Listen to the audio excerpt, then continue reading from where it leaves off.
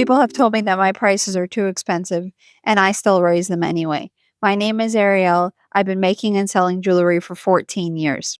In the last video, I showed you exactly what to buy to start a jewelry business: the supplier, the chains, the charms, the packaging, all of it. This video is going to take that same list and turn it into a price. By the end of this video, you'll have a number for one stainless steel necklace and one gold-plated necklace, and I'll show you where every dollar of that comes from. Let's start with the stainless steel on its own because that's the cheapest way in.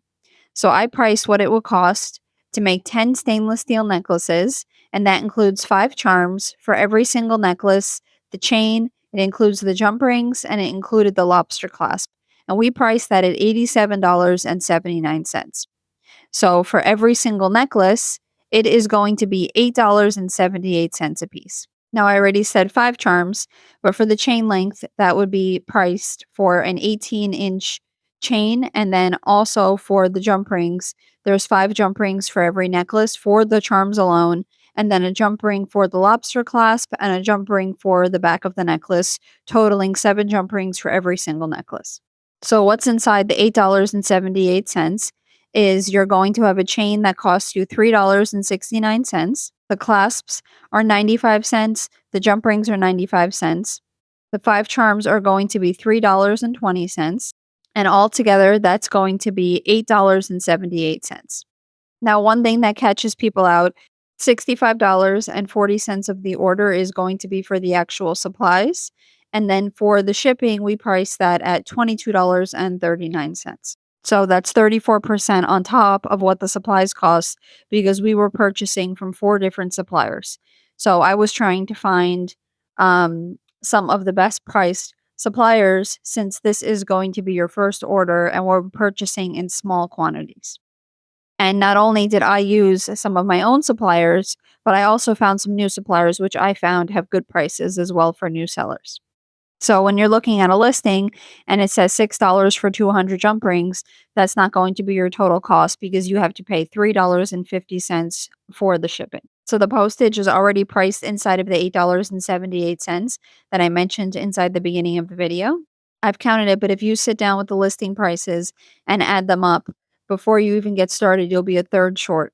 So it's very important to count what leaves your bank account and not just what the listing says. Now, what I would actually do is I would recommend ordering both metals at once. So I wouldn't just buy the stainless steel, I would buy stainless steel and I would also buy the gold-plated materials as well. So $165.82 will get you enough materials for the stainless steel and for the gold-plated if you're interested in doing 20 pieces, 10 stainless steel and 10 gold-plated, and that's going to include the charms, it's going to include the jump rings, it's going to include the lobster clasps. So buying more is actually going to make things cheaper for you because instead of paying the $8.78 for the stainless steel, if you buy the gold as well, it will be priced at $7.13 a piece. And there's going to be 2 reasons for that. So one reason is because you get free shipping when you spend over a certain amount. So 2 of the suppliers, which are my suppliers that I recommended to you, if you spend over $35, you actually get free shipping. So a bigger order is going to get the postage waived. That is how you can save money. And another way is buying more items. So if you buy 50 charms, they were priced at 64 cents each. But if you buy 100 charms, then they were priced at 50 cents each. So the gold-plated necklace in that same order costed $9.45. Gold costs more on almost every line. We have the chain costing $4.79 against the $3.09 for the stainless steel. And then we have the clasp at 87 cents for gold, costing at 59 cents for the stainless steel. And then we have the jump rings, which cost $1.29 for the gold plated. And for the stainless steel, they ended up costing 95 cents. And then the charms ended up being the same either way. So gold is $2.32 more a necklace, and that's for the chain. You have stainless steel coming out at $7.13. And the gold plated coming out at $9.45. Now we have the box. So we priced that out at the last video. So you can definitely check out the last video on my page if you'd like to take a look at that. But you definitely can't price this out without the packaging. So option 1 starting out, you have 3 cents for the poly bag. and then you have 20 cents for the bubble mailer. So in total, that's going to give you 23 cents for packaging. So option 2, instead of it just going into a poly bag, it will also go into a craft jewelry box as well. That one is going to be 53 cents, and then we have tissue paper coming in at 2 cents. The bubble mailer is 20 cents, so in total, you're going to get 79 cents in order. So we even have a third option, and it's going to include everything from number 2, but instead of it going into a bubble mailer, it's actually going to go into a craft shipping box. So that's going to be 33 cents, bringing your total to 92 cents. So the jump from option 1 to option 2 is an increase in 56 cents. And the 53-cent craft box, the shipping box, is how it's going to change the presentation of your order. You can even go one step up and you can add ribbon to your order. You can get rolls of different colors of ribbon. You can add another like extra touch to your order, and that one is going to be 4 cents. I definitely recommend adding business cards to your order. You can go with something from Vistaprint. You can get 250 business cards printed front and back, and that is going to be $30.99, bringing it to 12 cents a card. I think it's just nice to have a business card inside of your order so customers can know where to contact you either by email or social media. So just remember that the price that you see on the website is not going to be the price that you pay because you have to pay shipping and tax on top of the cost for the business cards. If you're looking for custom packaging and you want to see what that costs, we also have that in the last video as well. So if you were to go with option 2, which we went over the cost of that, that would be 79 cents. And then we have 12 cents for each business card. It's going to give you a total of 91 cents per order. Now, there's one more thing that goes into the price, and this is something that almost everyone leaves out, and that's your hands. Now, I don't want you to ask yourself what your time is worth because that is going to have a different answer for everyone. You might have a full-time job and you might be doing this at night. This might be something you're doing on the side, or you might not even be working at all right now. So it's kind of hard to choose what number to use. I would ask this instead. If you had to pay somebody to sit down and make the jewelry for you, what would you be paying them? So say $15 an hour. That's about 15 minutes of someone's time. That is going to be $4 of somebody's work.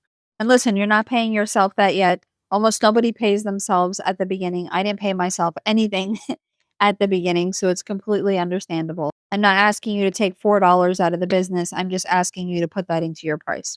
Because one day you'll get too busy, you're going to get sick, you're going to want some time off. You might have a baby and you need some time off from your business. It's going to happen to everyone at some point. And on that day, somebody has to make the jewelry that you're going to pay them to make. If your price never had $4 in it, then you can't put a price on it. A price that can't pay a helper isn't a business. It's a job that you can't leave. So let's put it all together. We have one stainless steel necklace bought in the 20-piece order. The materials are going to be $7.13.